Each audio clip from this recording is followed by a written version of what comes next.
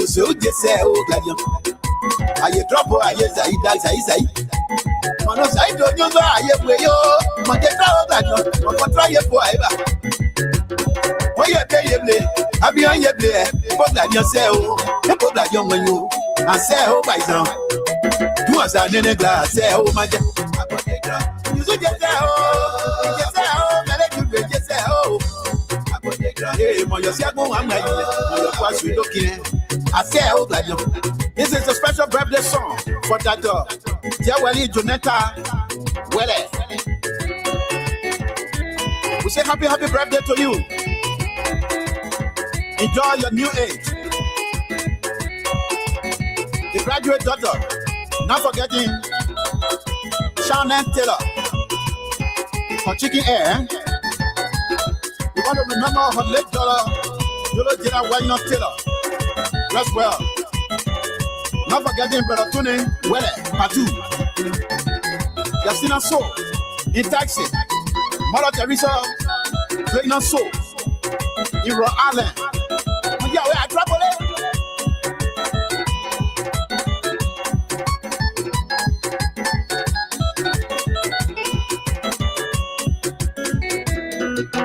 Edward, your birthday, Edward Luson, Capiada. I say, oh, Gladion. I say, oh, once I didn't know. I say, oh, I do this, wow, Gladion. And the Orito So in Rhode Island. I said, my, and the Helena, Poa, Rhode Island. Uncle Tommy So in Liberia. But yeah, the late Uncle Stanley So. Yes, young.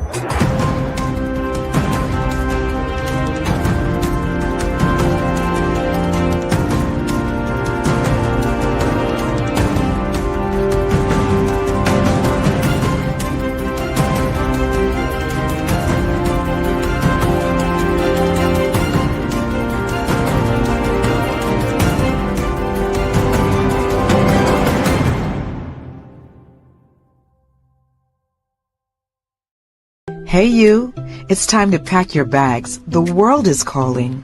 From the skies above to every corner of the map, explore all 7 continents with journeys designed especially for Europe and Africa.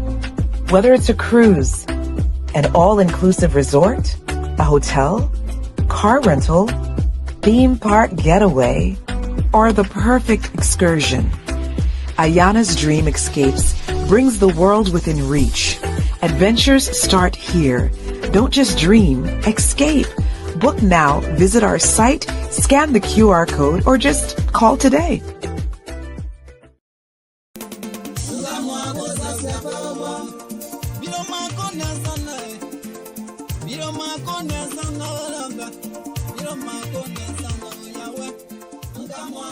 Do you want to share your events with the world?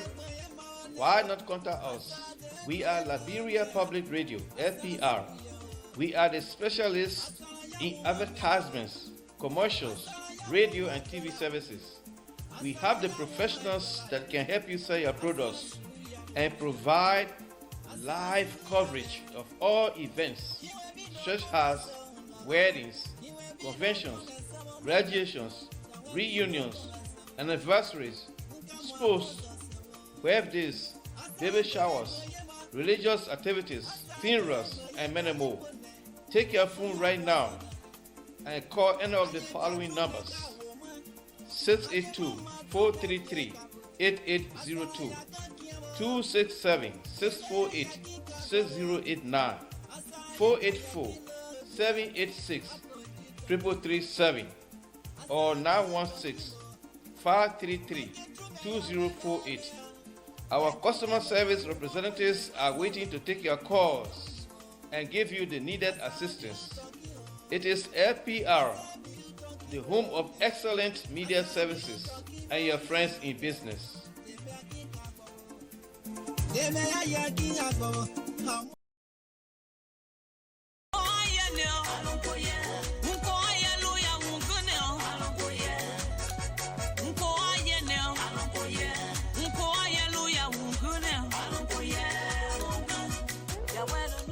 Hello listeners, This is Mazola, the lover boy. I'd like to invite you to this exciting program. It is called Dancing for Jesus. It is intended to play beautiful inspirational music to help you turn your life to God. Join me on every Sunday from 12 noon to 2 p.m. Eastern Standard Time. This is our way of showing appreciation to God for the good things He has done for us and continue to do. Don't miss this opportunity. Join Mazola Gizi on every Sunday from 12 noon to 2 p.m. Eastern Standard Time for the program Dancing for Jesus. Please be there because I will be here to rock it up for you.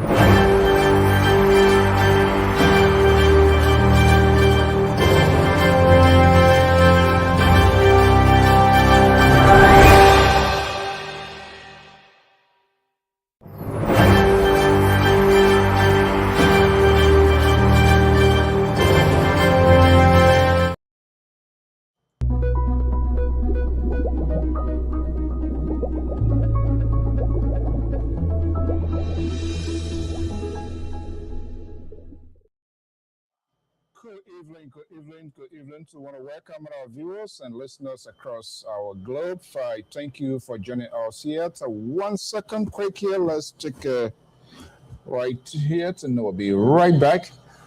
Okay, so just want to make sure our microphone is in tight. We say good evening. So we want to welcome our viewers and listeners across the globe. This is the Wednesday editions of All Things Considered right here on the Diaspora Informative News magazine that's Liberia Public Radio and LPR TV.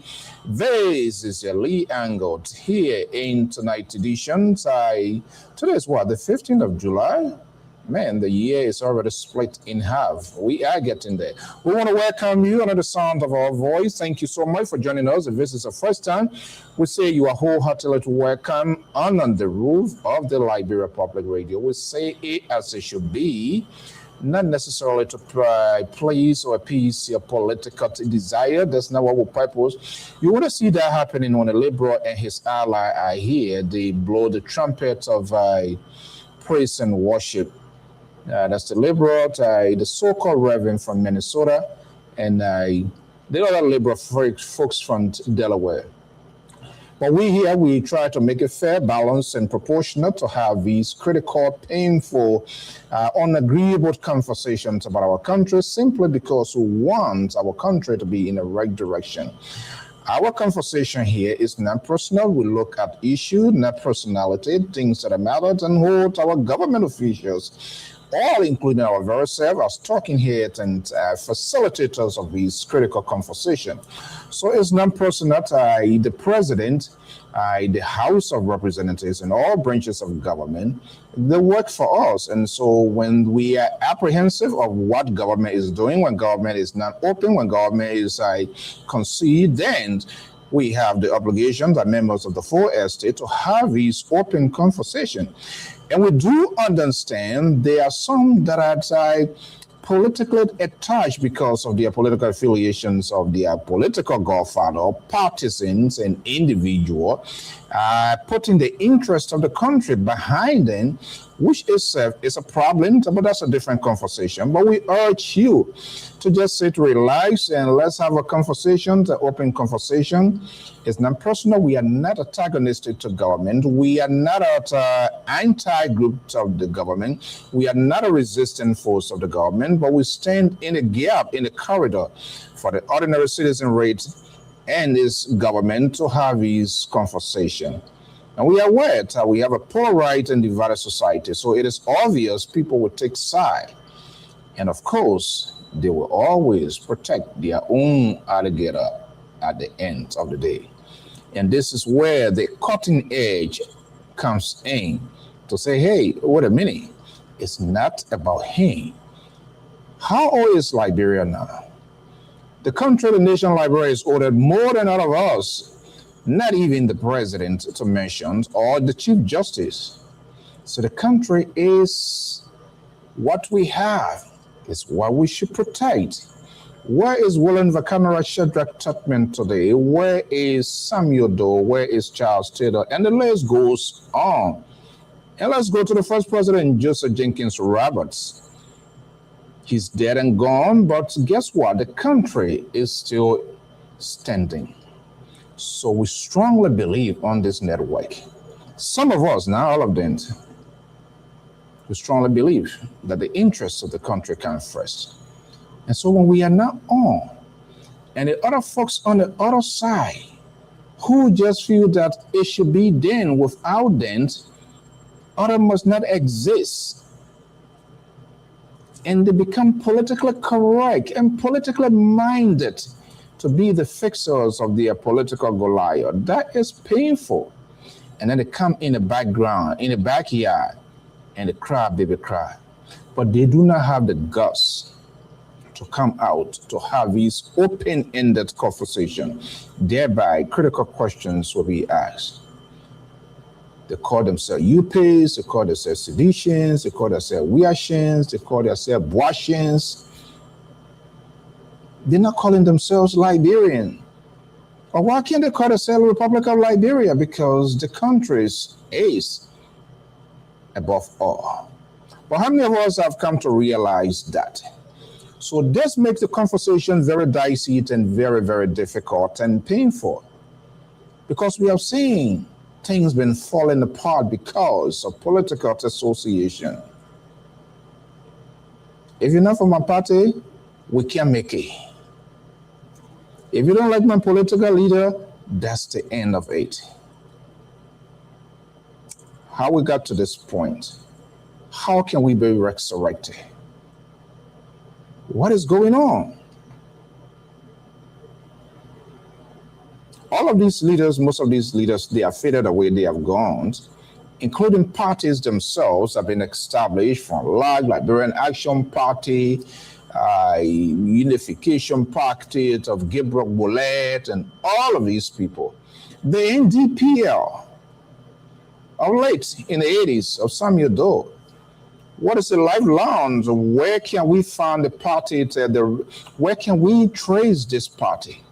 It is a clear indication that the country, Republic of Liberia, should be put first and must be first.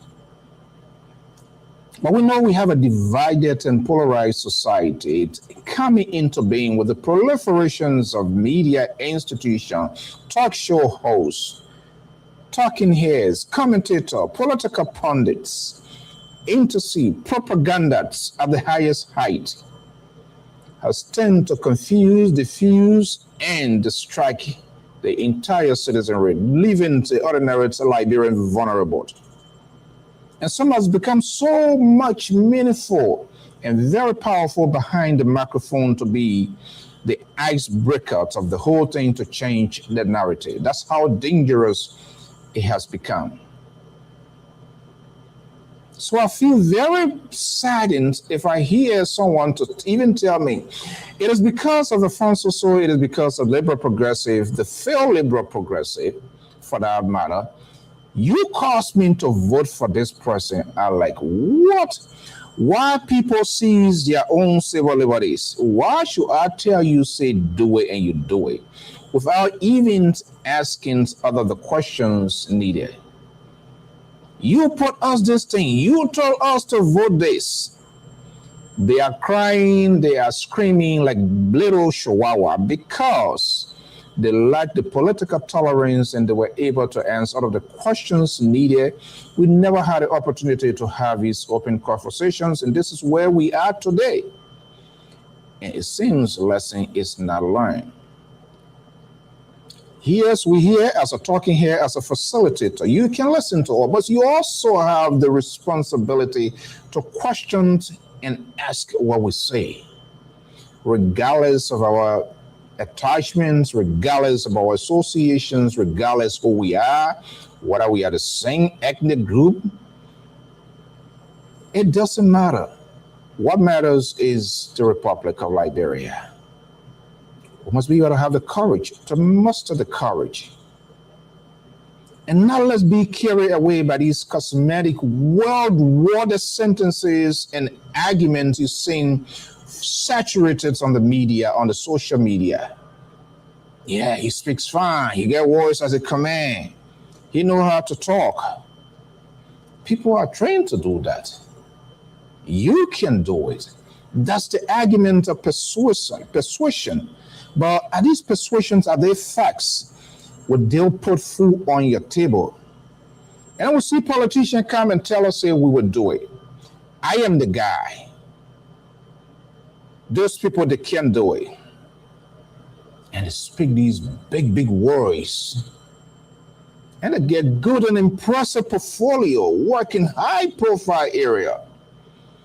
But leading people, that is a different ball game. Even if you become a president or you become a member of the House of Representatives, it is all about consensus building, the ability to make an argument, to produce a piece of legislation that would be good for the people. How many of them can do it? They are all answer to one another. When lad that you see a lawmaker of CDC, Unity Party, CMC, or LPP faction, whatever it is, when lad you saw them to say, oh, we are going to have a lunch or a dinner today. They don't. They don't. Take all, win all. If for CDC, you vote for CDC partisan. If for Unity partisan, you vote for it. Or some financial violence kicks in to violate the laws. And we see that consistently been happening. And we, as citizens, as electorates, we do have to facilitate it, because if it is in our favor, then we tend to cheer it. Then it becomes a law. Then there is no violation. But when it goes against our civil liberties and fundamental rights, all our political parties, then the law is broken. To the extent songwriter is not making the song. So who we are, where are we as a people, as a country? This is your informative news magazine, all things considered. So right here, we don't leave no one behind. We don't sanction voices. We allow voices that agree and disagree with us to sit at the RAN conference. Unlike our other guy, the liberal from Sacramento and his folks, they don't. He made a proclamation that he is a dictator. So if people listen to him, they are telling him what to say. And he has the courage, he has the audacity to say that, because simply he wants to turn the wheel around. So when the independent like Dr. Malley and I come here to have this conversation, what he does, he rallies his base. And they say we are talking Tabata. And someone who professed to be a reverend, who is a minister of the gospel, sits on this network, allow, cheer, support the ridiculousness of the liberals and his ally in a bid to liberalize this network or turn it to a partisan wing. That when you are sedition or you disagree with them, then guess what? He tells you he get a Chinese phone and your voice is limited. It is unacceptable. We will stand up, we will rise to the level against this act of being dictator, which he has declared himself. Someone is telling him something. When a crazy guy tells you, say, I'm going to stone you, I will chunk you a rock, you better have a second thought. Why should he say what he's saying? It means he threw his hand behind and somebody has put an object into your hand and he is about to slam your head. This is all things considered. Stay tuned. I am Alfonso Zienso.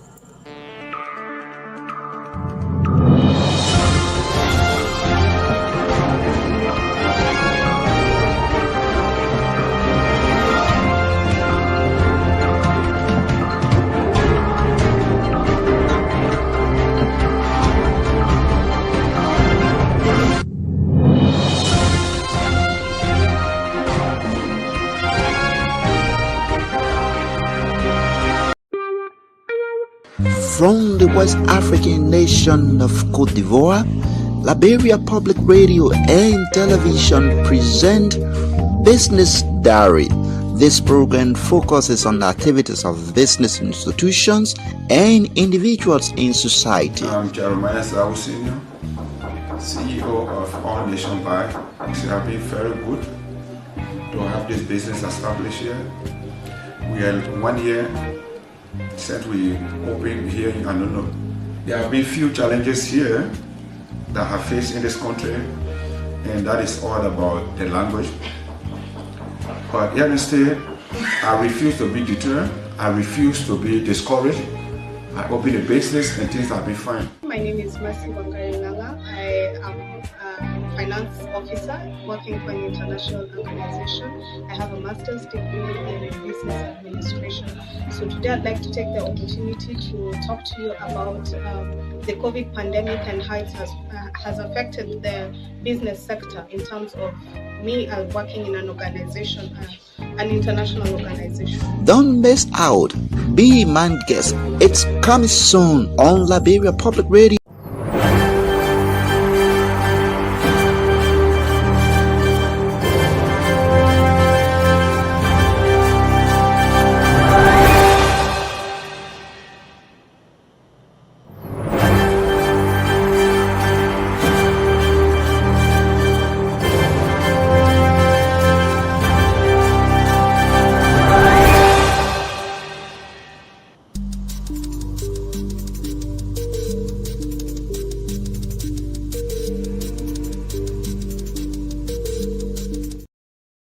There you have it. That is the song that introduces the program, All Things Considered. Here, if this is the first time, we say you are wholeheartedly welcome under the roof of the Liberia Public Radio. I am Ali and God of Jose, and so right here from the New England Bureau, we say good evening, good morning, depending on your location.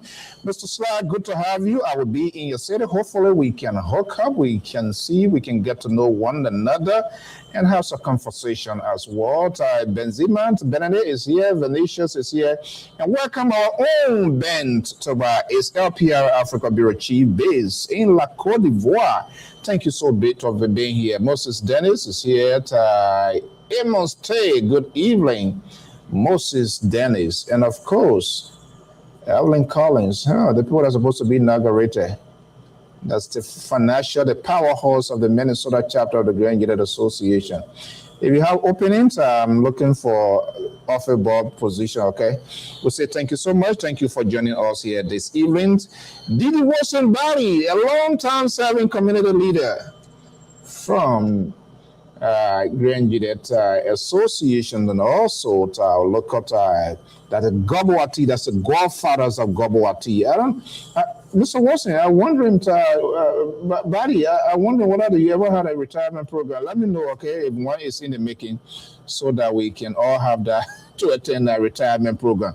But thank you for all what you do. Let me bring in Wharton Ketter. If I'm audible, please let me know.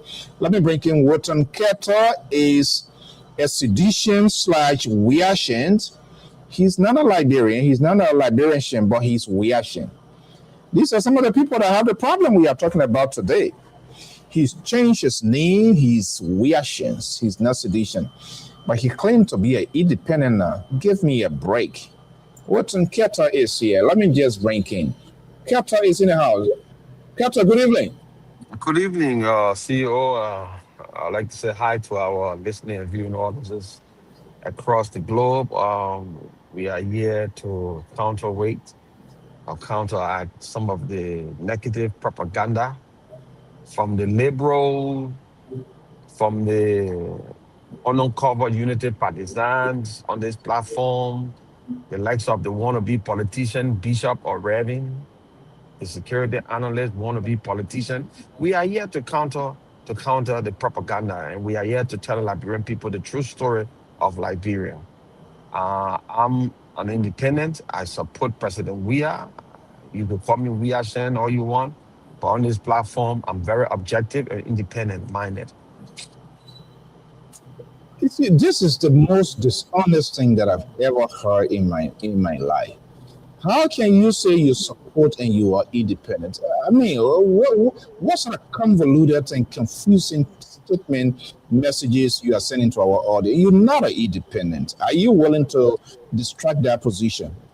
I said on this platform, I'm independent. I support President Weah because I have a open mind. I'm independent on this platform. That's what I said. But I support President Weah. So you can call me Weah Share all you want. That's beautiful. That's nice. Not me. You made a proclamation. You want me to play the tape when you Oh yeah, because people refer to me as sedition, and that is not a bad thing either. But I said I have not joined CDC. I have not joined any political party in Liberia yet. But I support Weah, and they said because I support Weah, you can call me Weah. I mean, I support Weah. And say so. Somebody said, "Oh, then you Weah, fine." The and you, brand people that call that support Weah, and some people that are part of the party sedition. That's beautiful too. Until I can get to Liberia and put my signature to CDC paper.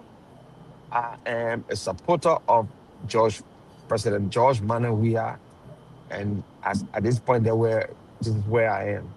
so look, Kato, I'm going to hold everybody accountable on this network here because you guys are causing problems. And nothing wrong with supporting to make a political choice.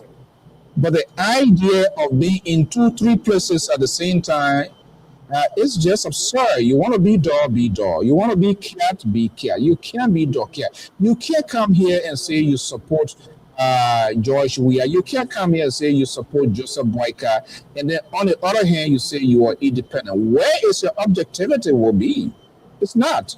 So there are people who are not Unity Party supporter or support President Bwaka. And I understand you have no political side according to you, but you support the present administration. Does that make you Cador or you hot and cold? No. I'm You say, telling you, yeah, you say what? you support Waka on this platform. The Liberal said he's not a unity partisan. And we know Liberal is from the Liberty Party, the destroy Liberty Party, dysfunctional Liberty Party. Liberal is from that party, and so, but he supports the president, Unity Party president, but he's not a Unity partisan. So we see the likes of the security analyst. He's not a Unity partisan, but he also support President Barker. You see the likes of your assistant or your co-host who also have not declared, but we see his support for President Barker because it's a traditional uncle and nephew type of thing, and so, but he considers independent. So I don't understand why would you want to shift blame on me or put me on the spotlight like I'm doing anything wrong. I'm just saying I love President Weah. I support him 100%. But on this platform, I'm an independent analyst. Did I hear you saying that why you say I'm an honor cover, you pays or support the On cover. Maybe if you want to say on cover, you pay is fine. But I know you support yourself, Waka.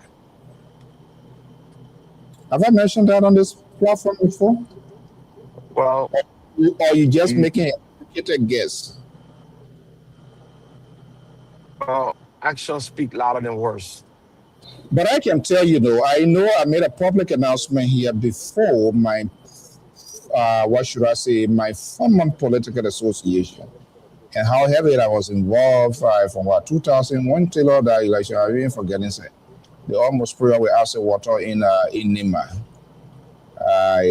And one of the person that introduced me then at the time, I made that clear here, the Unity Party was then Chairman Samuel Norris and Comrade Hammer family, who is now the ambassador to the Arab Egypt. He's one of those that's going to get me there, but since then. But anyway, I have no your perceptions, your view, your opinion about me. That's okay. Those are what we're going to have. Thank you so much. I am who I am. I maintain that position from time to time.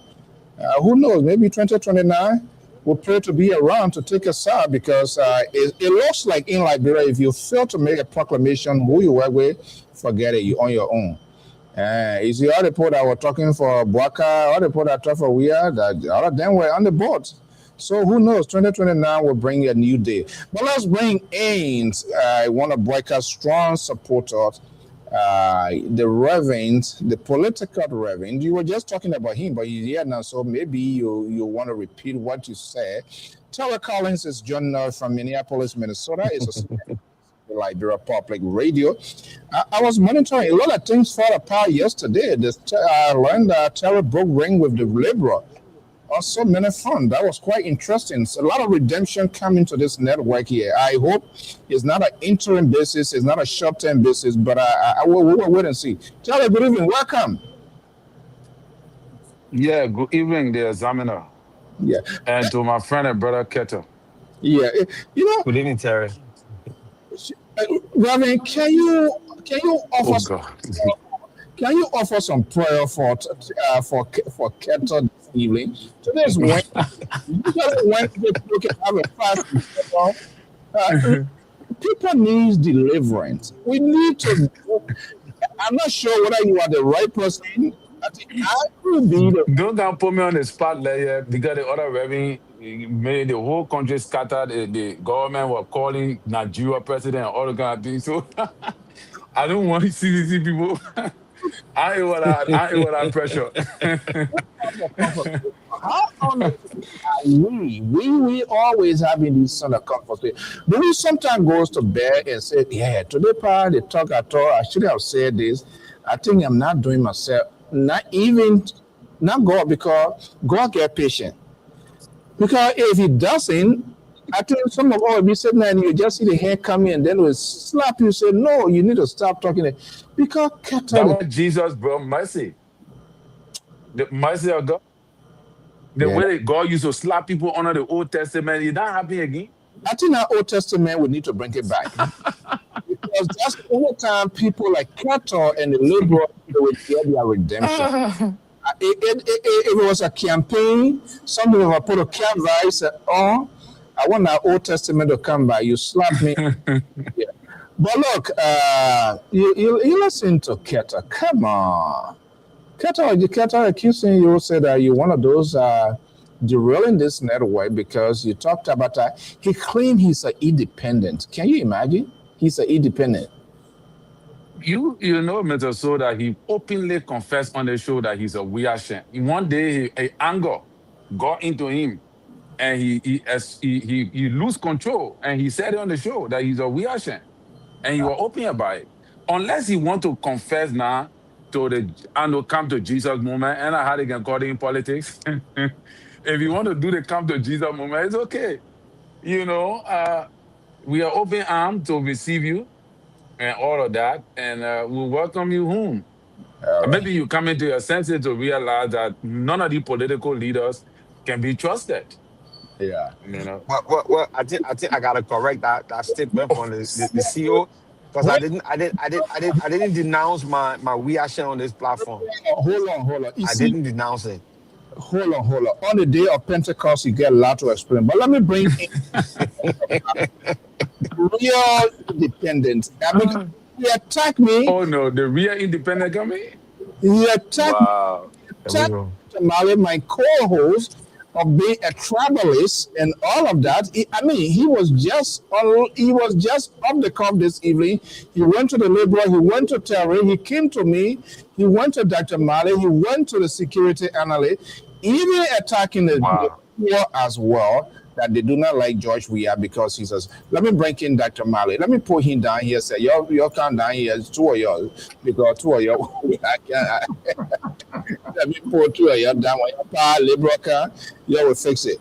All right, welcome. Yeah, how are you, sir? All right. And how are you, panelists? Yeah. Look, guys, thank you for Dr. Mali. And to all our viewers and listeners, we say thank you so much. The people that we're really supposed to give the credit to is the viewer, because I know they can go a lot of headache. I receive a phone call a lot of, sometimes I can't want to come back because When I hear Terry Sunday, I wonder which church he pastor for. When I hear the labor that Ome, when you finish cooking a go through, when I hear Kettle there, I want to dig hole and go inside. Only you and Dr. Made would like to listen to. So, but, yet and still they Yeah, we stay will. yeah, they still like to listen to. But so I want to thank you so much. Clarence, one of the I don't know, he's the chief of staff or the liberal, or he's another one that is so ridiculous about his support. But anyway, guys, good evening. This is the Wednesday editions of All Things Considered. A lot going unfolding simultaneously in and out. Let's do a quick spin. I gotta be out of here tonight, timely, because either running beyond something or something running beyond me. So, as much as possible to have this conversation. If you are in flight, if I say it, I call your attention, let's pause and have a conversation. But let's go through the room and first come, first serve. This is how independent I am. Because cattle are waiting. If I want to go to Dr. Mari, you say, hey, see, he buyer. So I can do that. It's not in that and the realization. But let me go to Kettle. Kettle, let's hear you. What is of a concern this evening from your end? Thank you, liberal. Oh my That's God, I'm sorry for calling you liberal. bro. Forbid. That's Thank you, something like CEO. Yeah, so hi, Dr. Mali and Terry again once more. I'd like to say hi to our audience and stuff like that. So let me just make the correction. I'm still a Wiashen, if you like, so to speak. I'm a Wiashen sample. I say on this network, I'm an independent mind on this network. But I'm a Wiashen. I support President Wia 3 million times. I support him. So that don't I ain't coming to the Jesus movement for like Terry said. So what is on my mind today? Um, I seen something creeping or has already gained ground in our society, where civil society voices have been sanctioned, people are arrested because of their utterances, especially when it comes to critical issues in our society. There's a guy called Emmanuel Kamara or something. He was arrested today. They served him a writ of arrest because, according to them, he said something on the drug business. And this kid is member of SOUP. He's also member of the COP, allegedly COP, what they call CDC, COP, and he was arrested, and it was all on camera. And I just see the desperation in this administration to silence people when they shoot themselves in the leg by introducing narcotic in our society in the millions. I'm talking about the drug situation at the airport and stuff like that that is going on in the country. So I don't see why you have to be arresting our citizen when this thing calls for concern among all Liberians, people who are talking about it. And then you go or you arrest the citizen, the people that are involved in it, you don't arrest them. You let them walk scotch free or you let them take flight and leave the country, but you arrest people who are raising the issue, giving Liberian the awareness so that this thing can be stopped. You're arresting them. And that's my problem I have with today, and moreover the entire drug situation in the country. all right, we're going to come to that. Thank you so much. Let's keep it succinct. Let me go to Terry. Dr. Mali, want to fix the backgrounds? I think something, I'm not sure why. Okay, I think much stable now. Let's go to Terry. Terry, let's hear you. Yeah, Mr. So well, there's nothing much that's on the line. It's just the same old news circulating in the media regularly and all of that. I think the government, in my perspective, have to do more in disseminating information properly across the board to our people. And I think that they are slow in coming up with that. Like right now, we are not hearing anything about the border. We are not hearing anything about the drugs. There is no news from anywhere coming up. And once you are not giving the people the information they expect to have, the opposition will use it against you and they will weaken your defenses. So, and I think it's becoming very, very clear now that it's getting clearer and clearer that the government is very much lackadaisical in the era of disseminating information. Uh, they have been telling the story about some of the progress going on in the country, which is good. The offensive position is fine, but the defensive position is very weak. And once the defense is weak, the opposition will capitalize on it and they will score on you. So I think the opposition is gaining ground in different ways, making people to feel skeptical about the government and how and the transparency, the credibility is on the line. So they have to do everything possible to restore that credibility, and starting with the drugs, because people have lost confidence in them when it comes to the border issue. Now the drugs is on the hand. If they don't deal with it the way they're supposed to, it's going to spill over and it's going to cause problem. Equally so, the president need to reshuffle his cabinet. We have been saying this, and there are several people in government that need to go. And if you don't deal with them, like the guy, the MCC guy is not performing, the justice minister is not performing, and many other things. If you don't deal with these people to get rid of them as soon as possible, he will get a lot of work to do when it comes to defending the government's position. Thank you. Okay, before I go to Dr. Mali, I want to make sure that I got you right. Are you seeing a lot of people are losing confidence in the government? Not really. I'm saying certain areas, the credibility, people are losing the credibility when it comes to certain areas of how they disseminate the information. For example, the border issue have gone solo. So people are losing the credibility as to where we stand on the border issue. That does not mean that holistically people have lost credibility in the government. Are you part of the people that are losing that credibility in the government? It's you are altering it, so it's a troubling situation for you. So are you part of that group? Well, I would say yes and no. I am part Where is and your parcel. okay? Hold on. Where's your preference? That you see, put that type of thing there. Put it so here. I was yes and no. This is how you confuse people. Not allow people to kind of confuse it. I would say yes. I would say no. Which one you want to say? Both, because it's not a one-shot question to say, "Oh, I lost." No, I am not understanding the government position as to where we at when it comes to the border issue. What it means? I don't know where we are. What it means when you do not understand? Why it leaves you with? That's what I'm saying. It leaves me with speculations. It leaves me with doubts, and those doubts are what create, that what make people to not be to feel confident enough in how they're handling that particular area, specifically how they're handling it. So if there's something they're hiding from us that they don't want to tell us that was negotiated, they're not giving us information today. Come on and tell the truth. Tell people, say, look, we made a negotiation, blah, blah, blah. This is what it is. Okay, blah But blah. Hold on, I'm about to illustrate. Maybe if it commensurate with your argument, you would tell me. But let me go to Dr. Mali. Dr. Mali, this is the challenge. This is the situation. This is the trouble we find ourselves in. People do not have the courage to say when it's yes, to say yes. When it is no, to say no. But they want to create an artificial compound war. Yes, no. You tell me, how can we live in such a society? And I'll be very illustrative here this evening, and I will ask the Reverend to see where this apprehension in terms of the flow of information from GOL here. But let me get your take here. What are you considering this evening?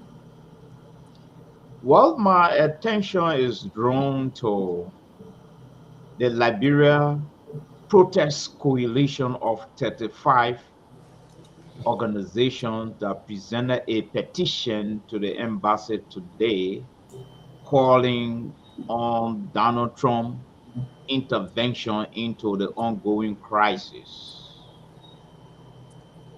And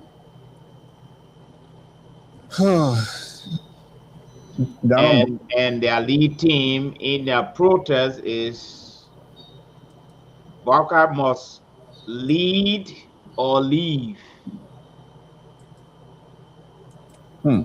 And I have several takes on that, including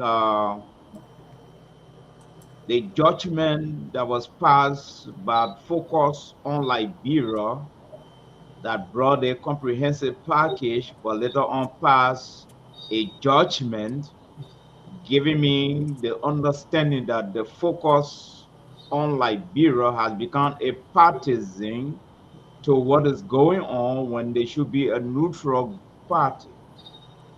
And the detail will follow later. Wow. So then, which network is really free? I believe LPR. There are folks who are trying to drag LPR in that, but we're not going to do it. So quickly before we go to your talking point here, uh, here come with one of the accuser of being partisan by Keto did not leave no one untouched here this evening. Let me go to Moses is here. Well, are you your supporter of the adjutant?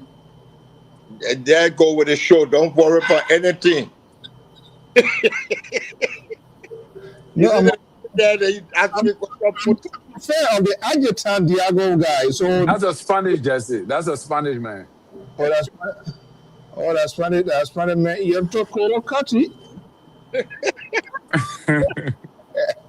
Okay, let's You're go. coming for me change my hair right now.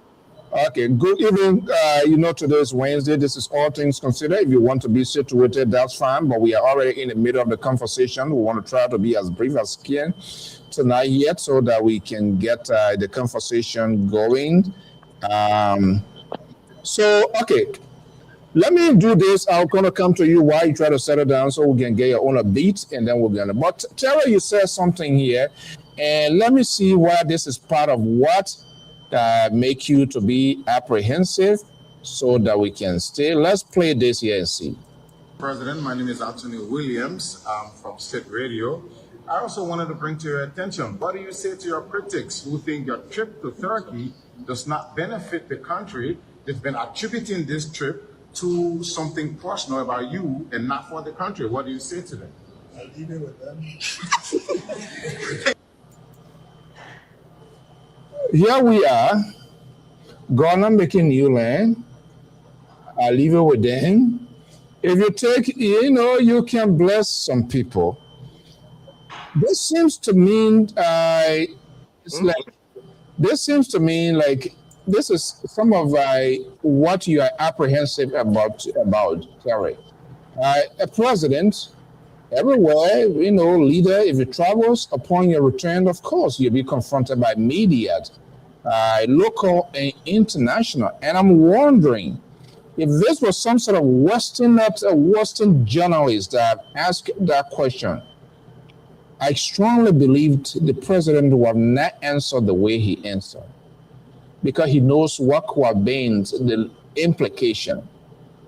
But this is a state broadcasting reporter that asked based on what people saying or things that are rare within the both electronic and print media. And I don't think he was condescending in his answer. I mean, he is questioned, but he just asked an open-ended question that could provide the president the opportunity to explain and to put to rest what people say he was doing, what he didn't do, and this and that. No, I leave it with them. I don't know whether you part of them or I'm part of them, Dr. Mali part of them. We're going to find out. Is this some of the things that you are talking about? Not really, Mr. So. First of all, the journalist, the way he carved the question of how the president responded. And he carved the question in a way that he said the opposition. He didn't say the Liberian people.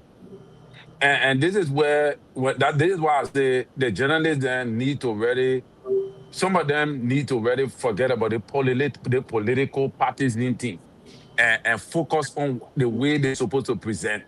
If he has said the Liberian people, I believe the president is going to ask him, and you are right. He would not respond to an international journalist like this because the international journalist will not have presented the question in this manner. If the international journalist present a question, the people will say the same thing. I leave it with them because they are opposition. What do you expect from opposition community? You expect for them to criticize you. So the question should have been, the Liberian people say, blah, blah, blah, blah, blah. What do you say about that?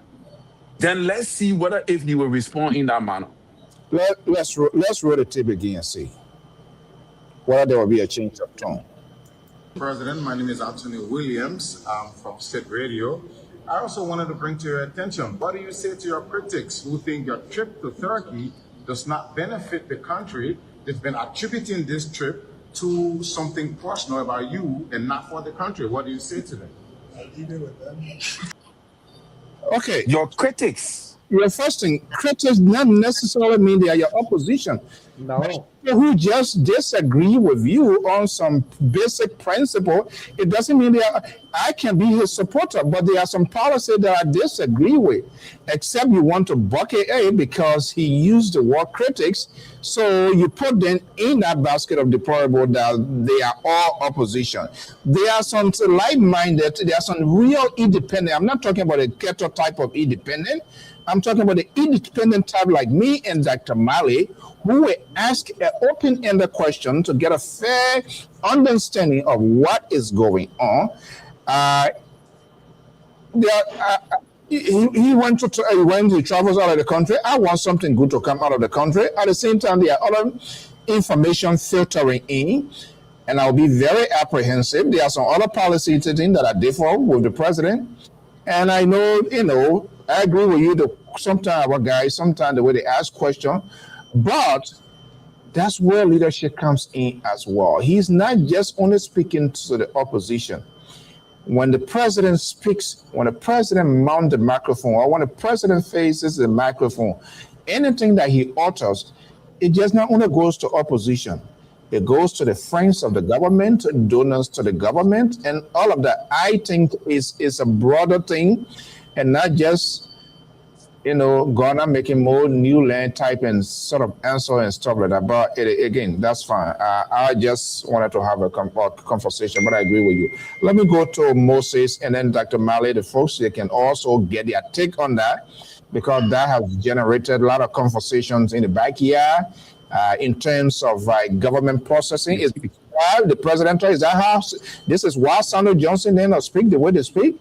Yeah, when your boss man, you follow the lead of your boss man. So maybe that's how it's going. Who you texting?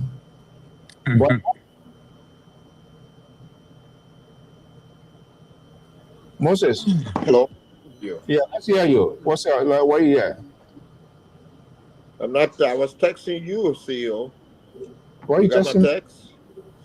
What are you texting me for? You and my son are in the same party? All the time you and my son can be texting that now you want to ask me? Yeah, because when you do it like that now, you want the way you compromise, you want to have me compromise. And when we on a program like that and you're texting, then maybe you want me for me to tune it down. But let's go ahead. Let's hear what you say. Oh wow. I see what Kedo say. But anyway. It's in the now. It's falling apart. I'm not texting anyone. Oh God. Good evening to all. Good evening to the listening world out there. The situation in Liberia is becoming so comical that there's so many things to talk about. Today I don't have a particular thing. I want to go back to the review and see some of those things and how it's unfolding, because we continue to hear a lot of stories. And one of the things that really caught my eye yesterday when I saw Mr. Cummings giving the press conference. But he started with the drug issue and went all over the place talking about Zocos and all that stuff like that. So I'm not sure what particularly he was trying to convey to the Liberian people, what position he was trying to do, who prepared the speech, the speech for him, because he was reading right off a notebook. And I don't think his statement made any difference in his status with the Liberian people. The press conference, I don't think it made any difference yesterday, because he was all over the place talking about things that I don't think, was important. He started with the drugs, and I thought he was just going to speak on the drugs. But then he started bringing a lot of things. That was the thing that came out yesterday. Okay, thank you so much. Again, we'll keep it as brief as possible. Esther, good to have you. Eric, welcome in the house. Mr. Krumman, good to have you. And as I say, is here. Let me see. Is it Mabelle? I hope I'm calling the name, or Bellet Tubat. Good evening, so welcome. This is LPR. But let's have this here. If we can do 1 minute each on this. I'm not sure whether it was discussed on this president return. I mean, response to the journalist upon his return. I believe that was from Turkey. With a lot of things here. Hello, Dr. Mali. What do you make of that? Was the question the issue or the response? How you address this? Well, the issue was with His Excellency. When the Excellency traveled and he returned home, any statement he made should be able to uplift the spirit of the country and the spirit of the citizen. The objective of talking to the president is to highlight what happened, and that highlight should be objective. But I think the president is in the habit of traditionalizing the presidency. He's in the habit of culturalizing the presidency, and that is very dangerous. We are in modern time. Be able to provide information is not for the journalists. The information is for the people of Liberia and the society. Taxpayer money took you across the Atlantic to get to this place. So be able, first of all, to respect the citizen.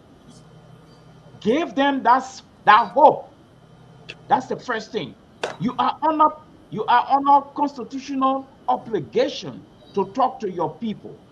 So the statement cannot be made in such a way that it demeans the dignity of our society and the dignity of our citizenry. The journalist statement, it was concise, it was in place, it was necessary. This statement came from the radio broadcasting system reporter. It wasn't bad at all. The president, all you should have done to give us some positive highlights that will help to even educate the so-called critics the journalists decide to characterize. But I noted from time immemorial, His Excellency always traditionalized his presentation. There's no space for that right now. The last time it was in the barrack with people encroaching on the land, and they asked the president, and he said, "God, what?" Even though it sounds funny, it almost like a laughter, but those things they help bring down the spirit of citizen. You see, so it's like we're trying to make mockery of the presidency at this time in our history. That is conspicuously wrong. The president should be able to talk to us. Or I went to Turkey, A, B, C, and D was achieved, A, B, C, and D were left down. But those type of statements can rearm the opposition and the so-called critic to say, look, nothing was achieved. And they have all right to take these things and run with it. So I'm disappointed, and I will want to advise that the president take a good look at his approach when he comes from out or talking. He's talking to the nation. He's not only talking to the journalists. He's talking to the people of Liberia. He's talking to the society, and it's on record. Thank you. This is LPR.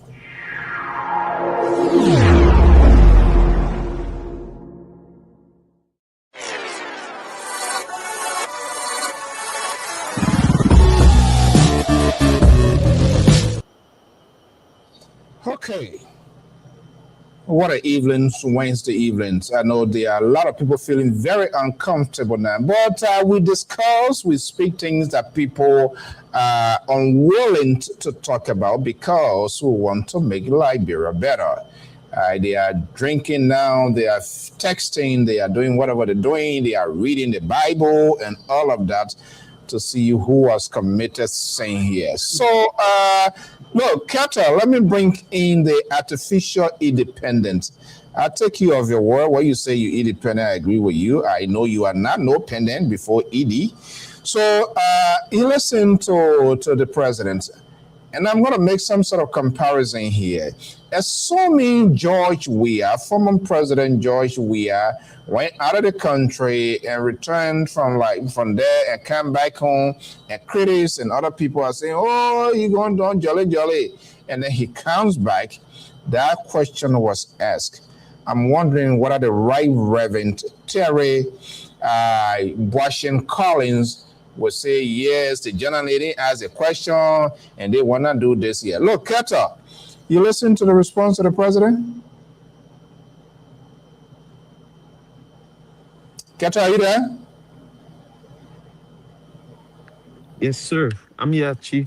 You Yeah. muted me. I was trying to mute. I don't know what happened. No, I think for yourself. Okay, sorry. I don't know if I did that. But when you make a quickly here, 1 minute, let's get your quick reaction from the president's response. I think Dr. Biden nailed it on the head. I think the president, um, the president has been so, in a Liberian sense, I would not even call it um traditional. I think the president just been very cheeky to the Liberian people. He has no respect for the Liberian people. And because of people like Labor that call him father of the nation, and he want people to respect him because he's an old man, so he can say anything he want to say to the Liberian people, and nothing will come from it. And this is the reason why his lieutenants, like the Ministry of Information, people from there, they insult people and say anything to Liberian people, and they get away with it because when we sit on this platform, the president sanctioned these things. People try to say, "Oh, we know what we're talking." Listen to what he's saying. The president went on and said, Liberian people are beggars. He went on and said, we're not buying new land, we're not making new land when people are desperate, when their house is being broken down, their family outside, their kids, everything out. Their kids are out. The president said, we're not making new land. With all no remorse for his people. He comes back from other trip where people saying your critics say you went on, didn't. People said, no, we made significant improvement in achievement. He do that. He chicken Liberian people up because he knows he's not going to come back. He knows he came to set a legacy for him. I was vice president. I became president. That's my legacy. So whether I achieve or not, my biggest achievement in my whole life was I was president, vice president. I became president. And the likes of Labor on the show should have to be bowing your head down right now and crying for bringing the kind of minister of society. It's ridiculous. It's ridiculous. For the president, they may ask a very humble question, serious question, for a serious president to answer. Here we are, somebody chicken the Liberian people or acting like he don't care about anything Liberia. I don't understand. I don't understand. Thank you. Thank you so much. Okay, quickly here, Moses. Yes, sir. Yes, sir. Your reaction? My reaction is that I didn't hear that until you just played, and I think I'm not sure of what scenario went on. First time hearing this? Huh? You said that your first time hearing it? Yeah, that's my first time saying it. Okay, now you are saying it. That's what I'm asking. That's why I want your response. So that's not an excuse. Give my response. Why are you interrupting me? Go ahead. For what business? I don't want no defense line here this evening. Because you're trying to assume what I'm gonna say. No. Okay. Then I stand corrected. But here what it is, CEO.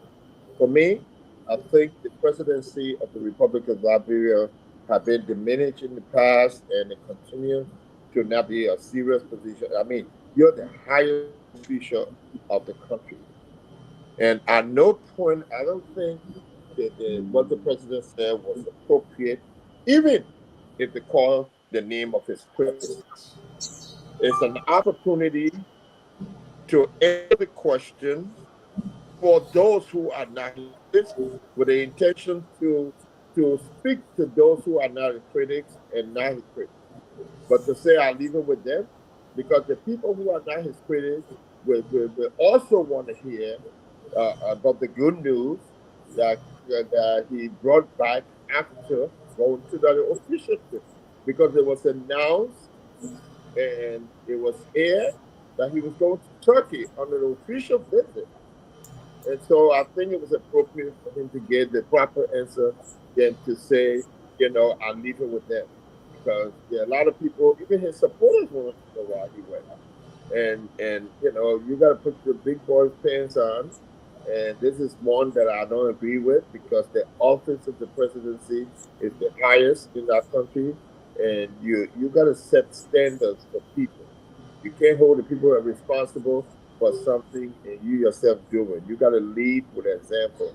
But I think that was inappropriate, and I hope that they can begin to work with the president and the people around him can advise him that at least there's some other answer he could have given. If he want to answer directly, he would have twisted the question in a way of speaking to his supporters, since he didn't want to answer to his critics. That's my feed about it. You done? Yeah, that's how I feel about it. Okay. All right. Let's get to. Is there anybody? You're shocked that I said that, huh? Because you anticipated something else. You've been finding words. No, you've been finding words. The Reverend prayed for me this morning. Yeah, well, he said need prayer, so I don't know why he prayed for people. He said you didn't think that was going to happen to me. You see, you guys, the problem people in our society on this network here, when Dr. Mallet, when the question was posed to Dr. Mallet, why are you putting Dr. Mallet in a conversation, me and you? I'm just telling you the distinction with Dr. Mallet and myself responding to issue here. We go strictly on it. But you're struggling to find word because you want to be the fixer. What are you talking about? I just told you. I come in. I was plain and simple, and I said what was on my mind. Okay. What I thought about the situation. Then you say, I think the audience out there heard me loud and clear. All right. The office has a standard. They expect better from that. Let me progress. I think Dr. Mali is really put it into context. And that part of the thing, when we talk here, it doesn't mean that we hate government. No, any patriots would not like their government. What we want to see our government doing is to be held accountable, to take the lead. And when you're taking the lead as you are a leader. Because but they got nothing to do with tradition now. Come on. Dr. Mali, can I on a point, please? Can I make you can tell people what to say? I mean, no, I just said I don't agree with the tradition part. Yeah, but you already finished speaking at my time, and you so do me. What I'm saying is just it's troubling. Yeah. It's troubling considering who he is as a statesman, the experiences, his role in government from time to time. That gives us the hope that he will face tough questions, even if the question was an upside-down question. And I think that you might have said it right. And people there, they're laughing. The thing is funny. You know? So what I said wasn't right. Dog backing. You see, let me make my point, please. Why is he involved in this sort of kind of stuff? It simply tells me his action is the one empowered other people who are in government, lower ministers, to speak the way they speak because they are following him. When he comes from out of the country and journalists asking him questions, that reporter is a state broadcasting, it's a state worker. And usually, not because now, those days, the ERBC, the Liberian News Agency, this is where Reuters News Agency, those major cable get their news from because they are state reporter. Now, if any other news network grab that, Deutsche Welle, and all of those people, you know what I'm going to bring? So we hope that the president, I don't care how it is. If I were him, oh man, I will blow it over the roof. I will really something and just like that and say the good part, and that the Ministry of Foreign Affairs will do a follow on some of those conversations with our Balash or something. He sat down there, he was very polite, and I knew I want to be coming out. He said, I leave you with them, they're like, hey, they're laughing.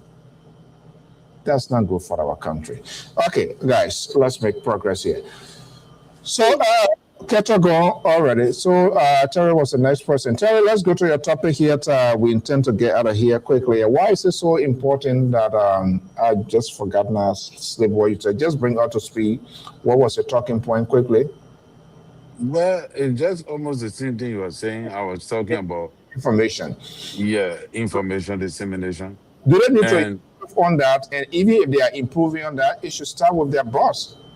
You can't be people, you can't be living thing with people when he the one supposed to tell. People can't be backing like dogs or whatever it is. God can't be making, we know God not making no new land. The land are here now. The only new land when you die, wherever you go, that where you want to see the land.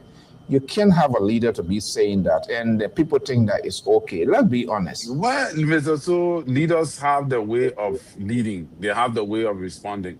There is no set rule as to how a leader, at least the leader should not just be derogatory or abusive, but a leader address his people based upon the way his people address the issue. And you can see in America, Trump is an example of that type of leadership that Uh, when journalists come, you can't correct, he's shitting you up. But Oh, yeah, so oh, but oh, come but on. JMB, I'm not saying there are some statements that JMB made I disagree with here. Like the one he used that, oh, when the dogs barking, blah, blah, blah. I disagree with the expression and the way it was done. But for this particular statement, Mr. So, I want to take it back because the way in which I want to blame the journalists. There are so many good things that Turkey, they discussed there, bringing embassies to Liberia, blah, blah, blah. And they're trying to bring the Turkish airline to Liberia.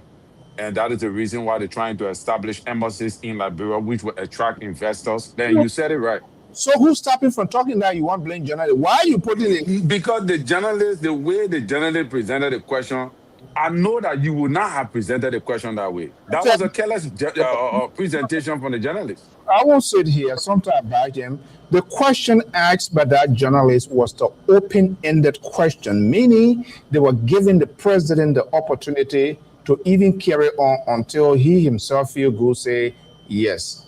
That was the business. That question. But the thing is very simple, right? Every leader responds differently. Every leader has their own way of responding. Terry. Your legs of Talbot, the legs of Ellen. Even if we won't go to Ellen, Yeah, there are several clips where Ellen addressed journalists the way they asked.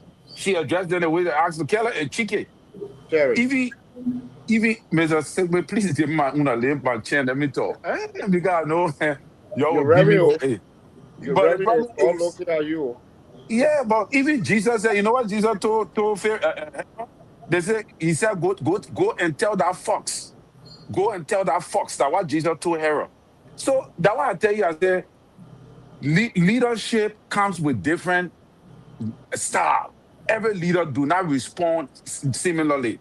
And that is why the style is different. The likes of Charles Taylor. If that one part was West. Charles Taylor, he able to go stay in front of him to ask him that kind of stupid question. When he Nothing finish wrong with with you, that. you yourself will put yourself somewhere. But is it good for the leadership? Is it what everybody expected of him? And that is the reason why we're struggling here. Because the expectation most of the people had for him, many people did not expect him to be that kind of president that will respond in this kind of chicken manner. But I bet if it were Joe, we had the Oh, news is not being discussed. If it were Joe, this news is not being discussed. If it You were Ellie, we're not talking like this. we But it just is Joseph Boca because we put him on a higher pedestal. Huh? no, that Moses, yeah, Moses, can we we're doing all right. So just come to you, we're doing. So you are alluding to the fact that the president was cheeky, right? yeah. Well, Just said it. I agree with that. That was cheap. But Okay. the way in which he responded was the way the question was asked to him. And in that manner, I won't hold him too much on that because the information is out there. What the president went to achieve in Turkey, the information already displayed. The information is there. You can check it up on the website. Everything is there, No, and all of that. But it is true. The people want to hear from the president when he come to Papa Nankahu. What Papa say. You understand? So the way the child will come to the pop, yeah, Papa, or we are hearing that your trip to Turkey did not yield any result. What do you have to say to the Liberian people in regards to that? You understand? so You ask the kind of question. you are drawing the peanut butter type of question, telling us But Mr. So, I can't tell you, I tell you, the president of the country, I tell you, say, oh, your critics say that your trip is not yielding any result. You're not doing nothing to where you're coming from. How you let's expect me to respond to that kind of question? let's leave it there. After riding a 9 hours or 10 hours flight, how do Okay. you really expect me to respond? I'm hungry. I'm thinking about going eat my pan butter red. And I eat turkey food, the turkey Terry, food over there. Guys, let's have a quiet conversation, please. Okay. Mr. Sepepa, yeah. Anyway, go ahead. We shouldn't do this. Let's do it one at a time. Once you are called, we have it. Okay. That's on the talking points. We just got a chip. 10 o'clock. I got to run out of here, honestly, here. So, Dr. Mali, was there anything that left untouched you want to add? That Terry points, so we'll go to your own, the Moses and then Keto. We're just going to have, at least we can do one minute on that, and then we'll go. Do we still need to still talk about this? Oh yeah, we need to talk about this because this is complete disservice. You saw how Ellen addressed the international journalists? Hold on. No. It's not a question of how they address them. It's a question of the repercussion. It's not your star. No. It's not the issue of the star. It's an issue of your people. Taxpayer money you used to go somewhere and you coming back and you just talking to your people just like that. It's a repercussion. So the problem now is, if the information minister start checking people up, will you blame him? Will the justice minister start checking people up? Were you going to blame him? Will LBL boss start checking people up? So the question now is precedent. The president must put down, I agree with you. They are different styles, but think about your country. Think about you on our payroll. You are under obligation to get our information. You keep saying the information in the newspaper, all this and that. We don't know how authentic are those information. The president word is the Bible in our country. What he says, I believe it. So, and furthermore, this is not the president's first time giving such an utterances. To me, it doesn't look right at all. Provide substantial information, get one or two development. Nobody should say you could get press conference down there. Okay? So the question now is, why did he stop in the first place to even answer the journalists? Why? Because he under obligation. He's the president. You see? So if we say he can just say anything he wants to, fine. But it can have repercussion on the leadership. This is what we are coming from. So it's not the question how Helen say it, how Charles Taylor say it. Think about the office you're running. Think about the people you're controlling that under your control. And think about the prestige and the constitutional responsibility of that office. Thank you so much. Let's do it 1 minute each. Moses, you still have something to add on it?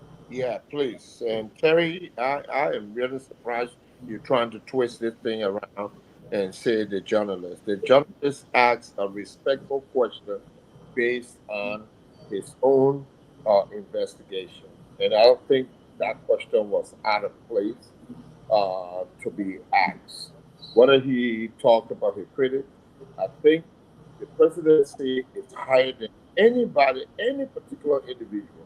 Whether other people did it, and you talk about Donald Trump and doing this and all of that stuff, people knew the old man. Some of us who supported him, 130 or 50% knew that we were supporting someone with integrity and who could think, who was wise enough, and we can't accept such response from a leader. So, what do you expect the rest of the people under you to do when you create when you put the bar so low? That's what what her name Michelle Obama said. We go low, we go high. You got to be higher than those people because you the largest voice in the country, in the nation. Anything you say affects the country, and it makes the country look good or bad. And for a president just to simply say, I leave it with them, I don't see that. For me, seriously, I don't see that as being presidential. The office is too big to be responding to the citizens like that. And I think, and I said earlier, he could have used the opportunity to address his people and not even give the credence to his critics. And he could have said, well, we went in there, the trip was successful, unsuccessful thing, and what have you, and just leave it at that, and not even look at the question as coming from critics or opposition. And that's what makes you presidential. And I can't see my way in backing the president on saying that. Just like many other things that have been said. And you just admitted that he was cheating. So by you admitting that he was cheating, there's no way you can defend the action. And I don't blame the journalist because he asked a respectful question. Thank you so much. Catch up quickly, so we'll move on. Yeah, thank you. Same here with brother Moses and Dr. Mali. Same here except for Terry. So I think who much is given, much is expected. The presidency was given to President Boaka because um Dr. Mali and the security analyst said because they thought they were bringing somebody in who was very responsible, respectful, and have integrity. Somebody who could change the trajectory of our nation. Not somebody who will come and cheat the Liberian people or when he goes out, knowing the fact that he have had numerous of other trips that he made, and people still questioning what has the president brought back from those trips. So for you now to come now and tell Liberian people that what they are asking you that their own business, like better make and say like a poor many country is sad. It's sad. I don't think we should be doing that. I think the people that are hindering him should be able to school him in ways that when he goes out, he comes back, he be able to speak politely to Liberian people and stuff like that. But again, like I said, I don't think President Boaga is intending to do second term. I think his plan because he said it when he was doing his campaign. He just wanted to come and be president to for that legacy to be there. I was vice president, I became president, and that's it. No impact, nothing he's gonna make, and this will be a blow for his vice president who wants to be president when he leaves. Thank you. Thank you so much. Let's go to Dr. Mali talking points. Let's keep it succinct. We want to keep with the time. Dr. Mali, why are your issues so concerning, so important that we should talk about it as well? Well, I'm looking at the future of this issue where one of the former CDC operatives in the person of Moluba Molulu organized a 37-member organization to present a petition to the embassy.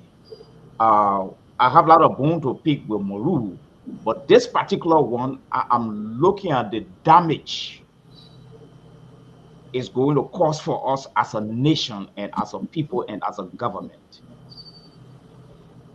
The issue of check and balances is good. Molba Molu is talking about the culture of silence. And I agree with him on that 100%. All right. One, the information minister, the justice ministry, the police director, the solicitor general, the LBS boss, these people should have their hand on this thing, informing the Liberian people but stage by stage what is happening, what is going on. You see, but instead, the whole thing has been wrapped into the culture of silence as Molba Molu and his group have identified it to be. Now they have gone to present a petition to the embassy, calling on the president of the United States to intervene because democracy is crumbling. I'm not seeing it from the opposition point of view, or he trying to score a point. I'm seeing it from the view where, one, that's going to injure the reputation of the presidency. Two, it create a cloud that the government is trying to hide something or hide one of them that is involved in this thing, because everybody is doing his own work here. And the third thing here is that those type of petition, they're going to find their way into the State Department report. You see? And lastly, if he can muster up 36 human rights organization, student grouping, and all the kind of thing, I don't know how authentic are all the grouping, but it's very concerning. So we cannot say, oh, the opposition doing it again. It's an opposition thing. No, I'm going beyond that. Okay. I'm looking at the damage that is going to cause for us as a government and as a people. Why are we entertaining or continue to rest promoting the culture of silence? So the opposition is not taking the issue of, we should not take it for granted. Thank you so much. Let's spin through the room here and keep it brief as possibly as we can. Look, Terry, I think you are the best person to come on here. I don't know why Clarence is crying here, Libra not here, and Libra not here. Libra not here, that's why we are having a very peaceful conversation. No noise here this evening. Everything here. Terry is strictly on course with what we're doing here. Look, Dr. Malice said it's not an opposition. We all know Moluba Malus for stand has been very vehement, being out there. So he's still doing everything possible he can. What are they targeting here? What's your view on that, Terry? Well, Mr. So I think that whole thing is irrelevant. It's not going to hold any water. The reason is because the messenger of the message is bad. It's everybody in the country know who Moluba Malu is. That is the reason why he have not been able to pull off one single protest. You see, not that their points are not well, structured. They got well structured points. They got valid concerns, but trying to use the people to appeal, and bring you to the limbs like politically when you just left from power and you couldn't say anything with all of the things that went on under you. Being you were the chairman, you defended a regime that many things happened that you could not speak against. All right. And you even spoke against it, they recorded you, you said I was lie. So there is some level of credibility issues here. That's the reason why people don't want to follow this. And until the opposition can rebrand those who those who are pushing the messages, most of the key things, the key points, and the people that are supposed to help them foster their agenda, they will kill it. They will kill the message. Because if you put these kind of people in front of your message, you will kill the message. And that valid message you have that could transcend into some kind of positive result for the opposition will end up dying a natural death. That is why I say the opposition is very weak and they are very lazy. You want to tell me you don't have nobody else in the country to foster this kind of major event and major agenda? Your concern is valid. We have not been hearing, like I said, we have not been hearing things we have not been hearing the government position on the border. There are so many things going on that way. But look at the people you put in front of these things. Look at the people. When the people look at you, the first thing that runs to their mind, they start thinking about your recording. They start thinking about what happened yesterday. That is why you need new faces to foster your agenda. But again, who am I? They're not going to listen. And that is the reason why they are failing massively against the imposition. Because they don't have the right messenger to channel the message. They got fine messages, but they don't have the right messenger. You see? Everybody know who Moluba Malu is. Let the other day you go do protest, the protest didn't go nowhere. So let's see. That maybe Dr. Mali got a point. Maybe he will join the protest too. Let's see how far it will go. Thank you so much. The voice view always expressed on this network here. Moses, Sir. let's hear you. Well, let me say this.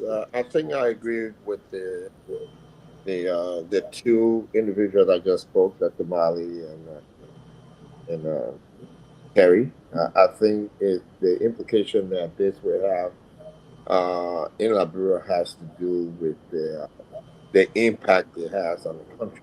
Now,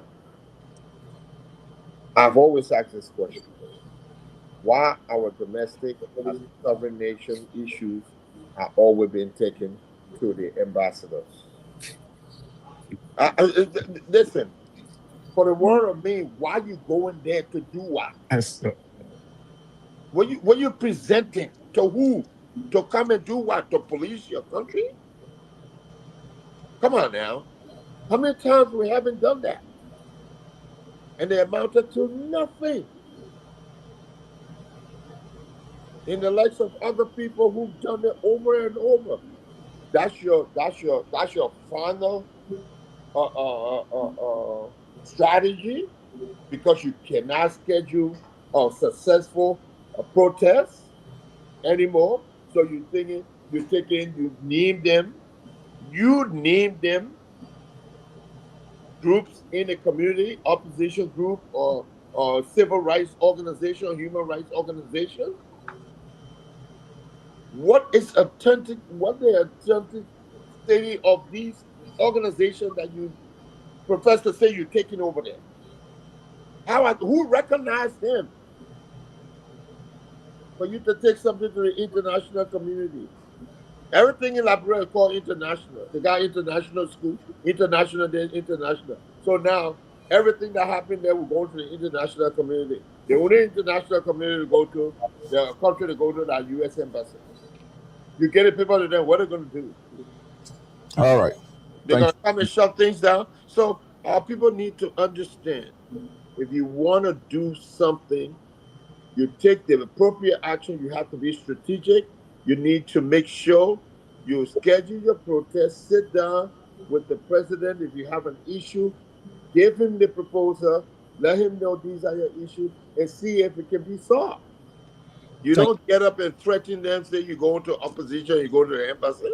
What do they do? They shut the country down? They'll get rid of the government? All right. Thank you so much. Kata, let's hear you quickly. I'll pass on this one. I'm a little bit busy. I'm listening. Okay. Okay. If that's the case, then I think that was Dr. Mallet. Dr. Mallet, you want to wrap out onto your argument from this? Let me go to Moses from his side before we start. You listen to Terry, you listen to Moses, the reaction play the fifth. He say he ain't get no voice in the one here. Yes, to wrap up here, I'm not really concerned about the personality or what the personality has done. I'm concerned about the implication of what they're doing. And if you make your own assessment of the magnitude of the international community and its membership, they're never concerned about personality. They're concerned about the message. They're concerned about opposition. An environment has been created now for opposition to speak in Liberia. That is their concern. And so they listen to all parties. So when some things are happening, we shouldn't just sit by and say, oh, Malewa wants a role. He talking and he's not the right person. No, we should go beyond that. What is the implication? Is there any implication? Is it going to affect us? Because now this drug issue, trust me, is going to be another rare meat for 2029 domestically. One, the culture of silence, we should all agree, the culture of silence has entrenched into this case. Nobody is talking. All right. So what I'm seeing here is that there is a serious implication here on the presidency. It could injure the image of the president internationally. Two, the embassy were able to receive these points from the opposition. All right. What are they authentic? That's not my concern. My concern here is that it expressed two feelings here. One, it shows that the weakness of our security apparatus. Two, it also get an impression that the government is trying to cover us something. Three, it get an impression that the government try to protect one of a kind. So Okay. now the whole thing boiled down now to what I would call selective justice. Thank you so So much. we should not give rise to this type of rare meat in the society and take it for granted. It may come back to haunt us as a society and as a presidency in the future. This is where I'm coming from with the issue. Thank you so much. We're doing good. We want to keep within the time frame allotted for us here this evening. I'm not sure whether I want to take call because we just strictly have to play it to the book here. Okay, Moses, let's go to your talking point, and hopefully we can get to catch up before we wrap up this evening. I'm not hearing you. My only talking point is that this drug issue has become a mockery in the society in Liberia because a lot of people don't know the magnitude of what is happening. And you cannot in crime you cannot look at public sentiment. I was watching something the other day about indicting 28 persons, and I'm not, and we got to compare the system because we're under democracy, and democracy is practiced all over the world, and we got to stay with the principles of democracy. And I saw an indictment where the Attorney General spoke, the prosecutor, then the ATS spoke, tobacco and firearm people spoke, then your local police came and spoke, and all of that. What we find is that we got one spokesperson for the drug issue who happens to speak, who happens to have no jurisdiction over drug enforcement. The DEA is a trained entity, has the arrest power to arrest people based on probable cause and turn them over to the prosecutor to examine whether or not the evidence fits the need to go to court. So I'm not sure why your IG is the one is the only one making statements, having press releases, and the Attorney General's office is complicit. Okay. They're sitting there, and there's nothing going on. They have no respect for the drug enforcement agency, but we see the drug enforcement agency in the little communities. All right, let's call get. So I think this thing we can't do it tonight, and maybe we can do it some other time because you got to go. No, not that. I mean, we just it will be the same thing. We're still working. I mean, that's your concern. You made a point argument on the drugs enforcement people. Let your colleagues get their reaction. Are they in line with you, or should it be a holistic approach with other paramilitary institutions or joint security? Well, let me correct something there. I'm not saying drug enforcement should be the only one. I'm saying Gregory Coleman is out of his league in making these accusations and these charges unilaterally. All right. It has to come from the drug enforcement agency and every other security apparatus that is part of the investigation should be part of the press conference. All right. Thank you so much. Terry, let me bring you in this year to get your view because the security analyst has inserted a war unilaterally. I don't know to what extent. I don't know what his insider report that is coming in that disagree with Gregory. I don't know. I mean, like I said, the joint security is representations of different security apparatus. I don't know who has been selected as a spokesperson to speak on this other issue here. But what's your side of it? So the security analyst is on point, but there are some area again that I got problem with. When you say that Gregory Coleman is operating unilaterally, that is the one I don't want to agree with. Because the president put the joint security in charge of the drugs investigation. And Gregory Coleman will not speak unless the joint security tell him to speak. So when he says, the other day you saw the people were before the Senate, and the whole entire joint security were before the Senate, the heads, and all of them were there, and Gregory was speaking. So it tells you that they pointed him out to speak. Probably he's not yet chosen to be the spokesman, but he's the one that they always pick to speak on the behalf on the issues for now.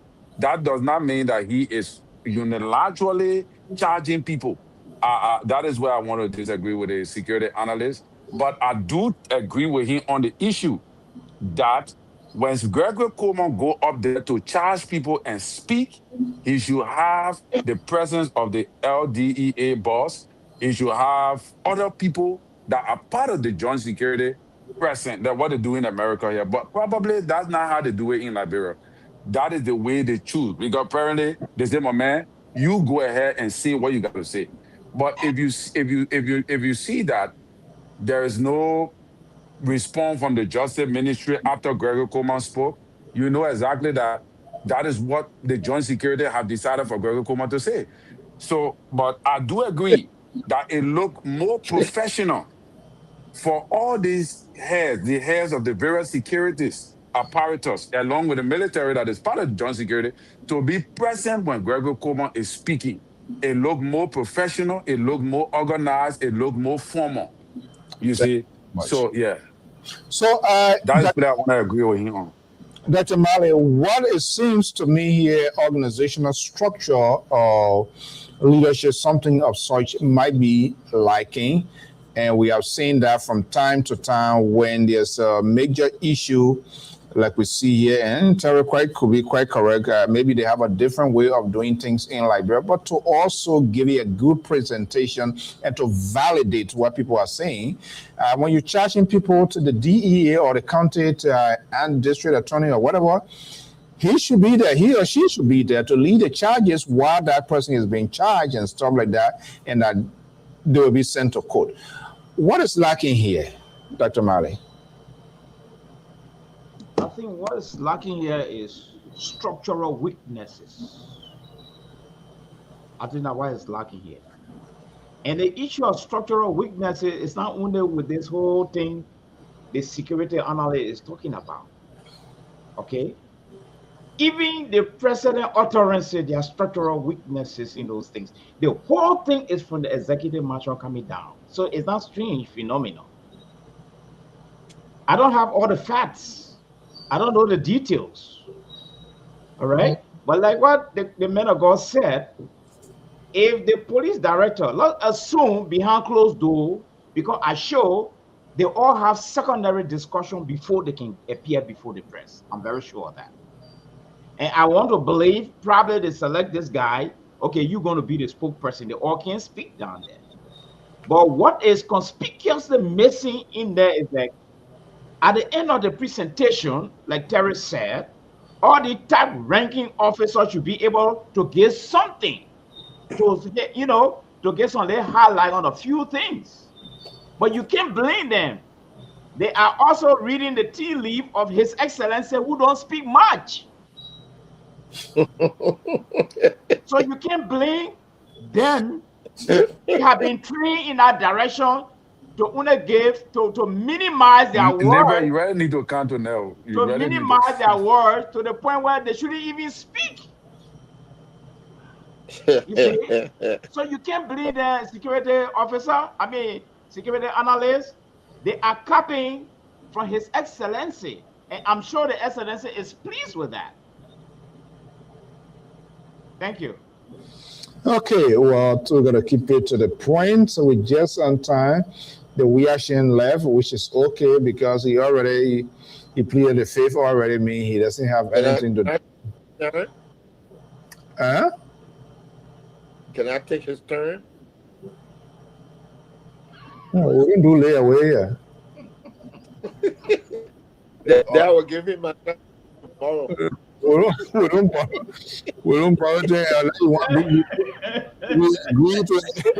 We agree to be Wiashin, then you can say, okay, moving forward to now, I'm a Wiashin or I'm a... That's no way. CEO, you know why Kepler left? He never wanted to speak against Moluba Molu. They know him. He's a no nonsense guy. He decided to plead the fifth. Because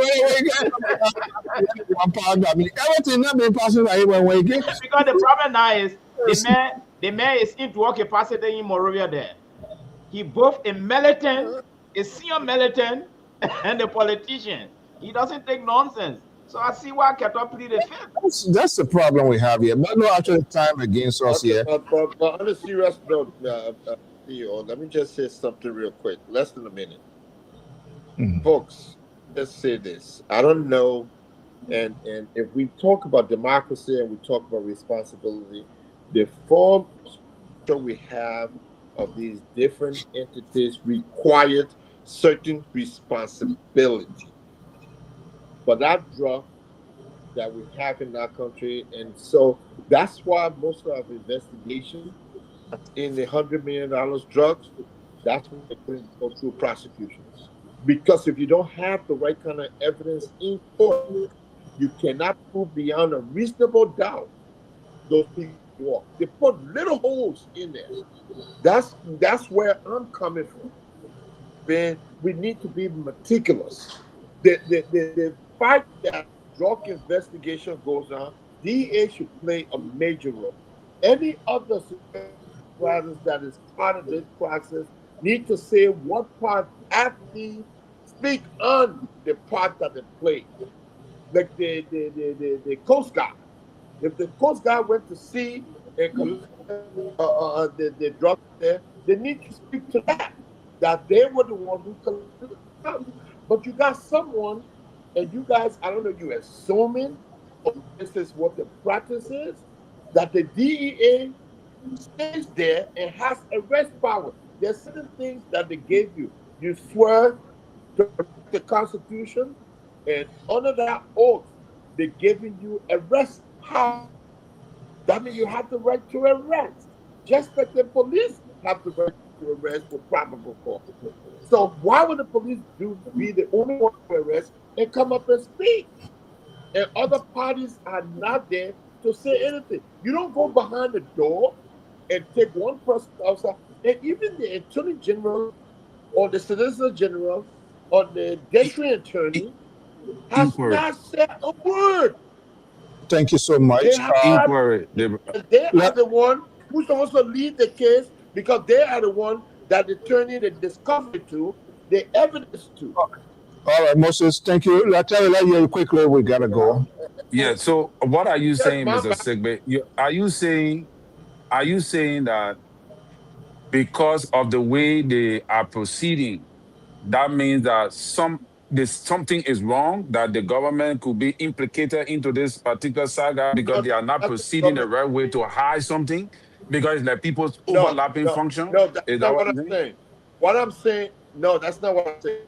What I'm saying is that the case would not hold water in court if it's not done appropriately. And that whatever defense attorney come in, poke a hole in that case, and they will walk, and whoever the accused are, the accused are, they're going to leave. They're going to be acquitted because the evidence is there by DA. The police cannot go and present evidence and they go before the court to defend that case. It's the DEA that's supposed to present. They are the state witnesses that's supposed to testify. Yeah, but the prosecutor will handle that. Let's take our last break for us to get our closing statement. Hey you, it's time to pack your bags. The world is calling. From the skies above to every corner of the map, explore all 7 continents with journeys designed especially for Europe and Africa. Whether it's a cruise, an all-inclusive resort, a hotel, car rental, theme park getaway, or the perfect excursion, Ayana's Dream Escapes brings the world within reach. Adventures start here. Don't just dream, escape. Book now, visit our site, scan the QR code, or just call today. All right. I just caught today. Well, folks, the old man on the wall there said time is out of hand here. I think it was a wonderful conversation. All views, no one was sanctioned, unlike the liberal. You want to say something, Terry?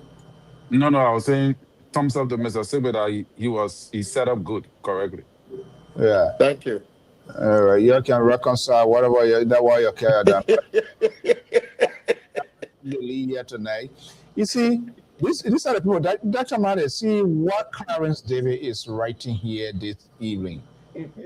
These are the people that are a problem for Liberia. I hope Dr. Male will not come on the Bold Chair show tomorrow. It's because they don't want to be redeemed. They don't want to repent from their sin.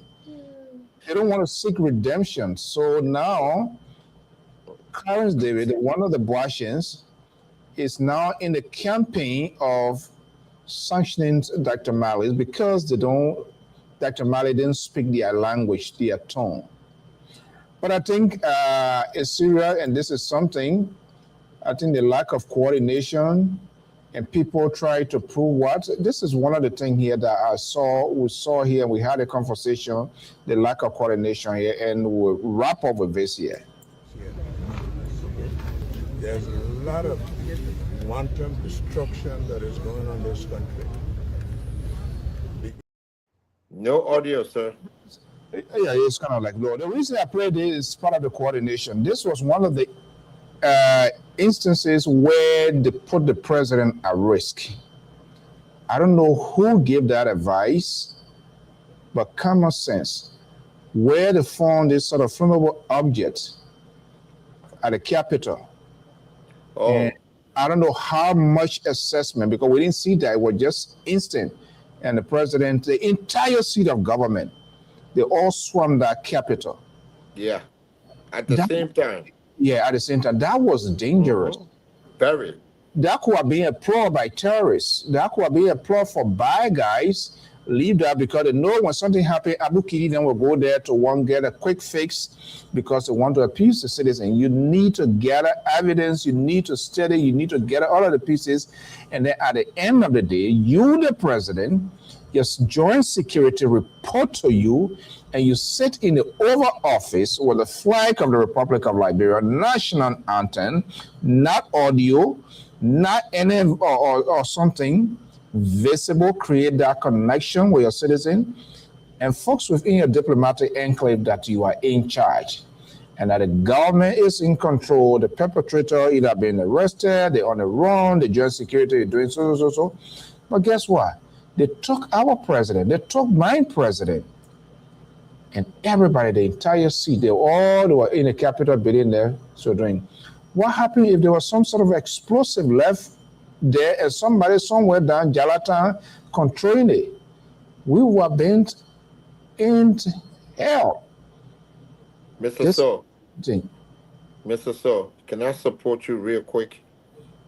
Less than 10 seconds. The only person that can support me is Dr. Mali. Don't know that. Why you let them do this? Your support is not guaranteed. It is guaranteed. 10 seconds support and not support. Okay. I'll say 25 seconds. The Reverend will pray for me. I don't want to say you putting me that live. I don't want to live support. Tell you can plug that. You can put that plug in it. No, but on a serious note, one of the things, just to speak to what you're talking about, the one that really got me was earlier. Remember when Fanati Kofa house burned down? The very next day, that morning, very morning, I think there was smoke still coming from the back of the house. The president coming from his house stopped and they walked him into the building. I was there. I was really, because that building that burned down was compromised. Any wall could have fallen down. All right. There was still smoke. Thank you so much. And they walk him, not outside the building, they walk him into the building. Walking to the building. And the video upstairs is. That's what you're speaking of. And that's the level of security that really bothers me. And this and it's not it's not for because Joseph Yumapa, but the office of the presidency is being raised. They've put it in uncompromising position all many right. times. So, Dr. Mali, we are not going away from this network. These guys, they want to suffocate us. Mostly now trying to be friendly with us. No, I ain't been friendly with you. I told you this thing long time. Just one second support that I know support. I like support. So I'm not. So I take it, but I'm not going to bank on that. But I think it was good. You see how peaceful the conversation. The old man who for the noise, who for the drama, he's not here tonight. It was quiet, it was peaceful, it was tolerant. Nobody sanctioned any voice. Everybody spoke. One of the reaction guy ran away because he know that they were going to bite him, so he left. But guys, I want to thank you so much here. Let's go spin around the table. 30 seconds quickly. Our take-home message. Our audience will apologize. We did not take phone call tonight because we're just pressed against time here. Tell it, what's your final message? Well, thank you for the show to all panelists and all that. Yeah, so the president's statement, me being saying that he should check it, doesn't mean that the response to the journalist was wrong. All right. Yeah, I just wanted to say that a person can be cheeky and they can be right. Oh, So that is what it is. Uh, yeah, Mr. Segwe. So, and also, I think the government need to step up the game in regards to the dissemination of information. I think that there are so many things that they are letting off the hook, and it may not be good for them few years from now. And one of those things are you just show it, Mr. So, that the thing that everybody have forgotten. And one of the things that they not understanding is that Liberia is not like before. You thought that, oh, the people will just talk about it, will be finished with it. Yeah, that's true. But when the time comes, they will play the videos and they will remind the people about the things that was done. So don't overlook it and say, oh, let's just sweep it under the rug. It's going to pass. It's going to be buried. Want to talk about it 2, 3 times, it's going to go away. It's not going to go away because the opposition community, they're setting up. And right now, the internet is not even like doing job we are time. It have advanced. You got Starlink now in Liberia. People are on the internet 24/7. Don't think that the people don't follow. They follow. So Thank you. if you don't put your act together, I'm sorry for you. Thank you. Thank you so much, Moses. Quickly, and then I want an independent voice to send us on because I'm not going to hear anything But from. I'm an independent voice, so I just. Yeah, oh, tonight now because Liberia not hear you. So why you run? Before I've been an independent voice. you I've been independent voice on the network from day one. I don't know what. no, listen, this is where the pollution came from. I remember when you were a regular caller, you were more objective. But by the time you came here, somehow, some way, you managed to be initiated The by detector, Mr. So, but Okay. we settle it. We'll fast and pray. Let's hear you, Moses. Quickly, what's your closing statement? well, my closing statement has to do. Let me just, once the Reverend Terry, when something is chicken, the word chicken means it's totally out of place. It can be chicken and it be right. Let me just make that clarification. Number one is that, number two is that I did talk about something that was involving Mr. Cummings and, the speech that he gave. I was really concerned about that speech. I'm not sure what the party is doing, what's going on after coming from Grand there, and for him to go to do press conference like that on the drug issue and don't stay focused on it means that, the capability to even articulate some of these things and the leadership road is totally shaky. About the drug issue, I just hope that they can have a joint effort and that they can stop with Gregory Coleman taking all of these issues and taking it to court and announcing charges and indicting people. His jurisdiction his power does not allow him to go and indict people. It's the prosecutor who presents the evidence to the court to indict people. We need to stop practicing pure, what democracy is, and make sure that the appropriate person is bringing out the charges. That doesn't that doesn't, excuse or recuse the other people from participating in the investigation. But the prosecutor is the lead presenter in interpreting the law, and they are the one who's supposed to present the case to the judge during an indictment. Thank you so much, Thank Moses. you. Dr. Mali, let's hear you send us home. Because all of these people here, they sort of they're walking away from their own shadow. They're running away from their own shadow, and they want to come outside. But we're not just going to accept people like that. The way they will leave their party and go to other party, they think that what they want to be doing here. One day with the Liberty Party, the next day they will boycott, the next day they go to CDC. When bad days in CDC, then they come to Ellis Kumin. When Ellis Kumin answer their call, then they go to the other man. That's not. You're not talking about us. I didn't call name. I I know. that's a market range. I'm just throwing out there. But that's about let's get. Yes, to wrap up here is that I wanted to place a few emphasis.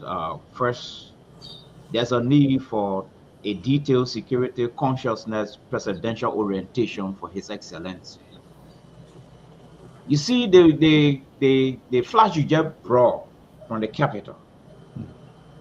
It's like there's a need for the security team to expose some of the presidential archive from other country, see how people try to kill the president, try to harm the president. I see that our excellency is too comfortable, He feel that he's at home, he in the hand of his people. These very people could be separate, you see. So he need to take some step, not to always like what Moses just said, a burning building, and the president just walk in there.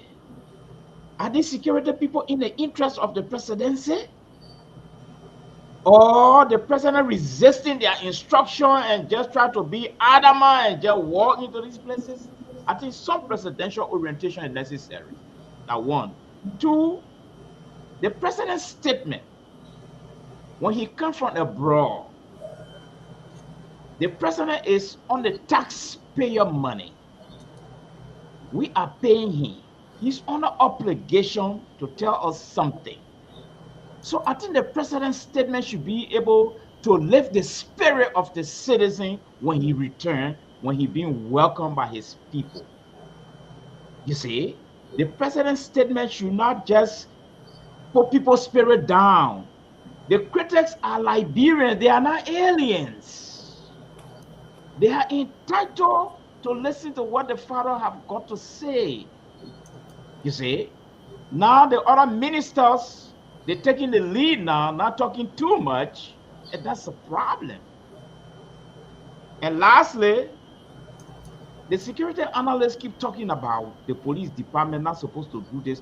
We don't have all the details. We don't have all the facts. But by seniority, the police department is heading in our country. The LDA fall under the police department when you see it. You see, the police department is constitutionally a senior department as compared to the DEA. So, yes, I want to believe that. No, Mister. No. If you Well, correct I'm not me, going to say. I'm not going to say no. nothing. If the correction is coming, then there Yeah. should be some constitutional quotation to disprove my claim. Yeah. But as far as I'm concerned, the disclaimer stand. What we are saying here is that the DEA, maybe the people meet and discuss before they even meet the press.